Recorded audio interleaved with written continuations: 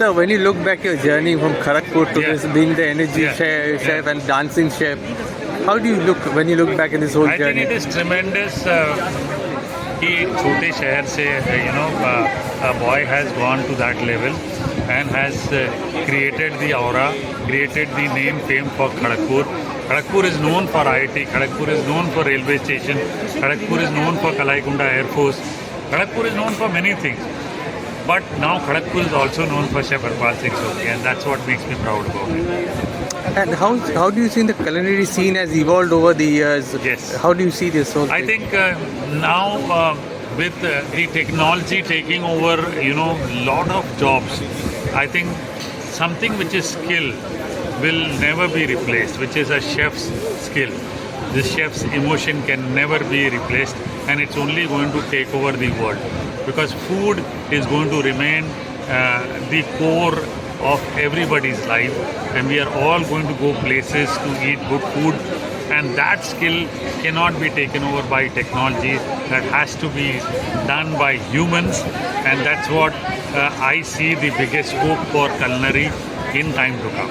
So during the recipe, you always propagate our Ayurvedic things. Yes. So how important is to bring our ancient Ayurvedic? See, I think it's very important to understand for me is that how do I play Ayurveda in food?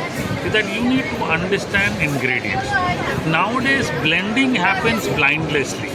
Okay, my mother always taught how to use ingredients with season to come. Okay, or in seasons. Like a typical example, I would say, she would stop us from using ginger in masala chai in summers. She would say, no, you can't do this. It is summers, ginger is hot.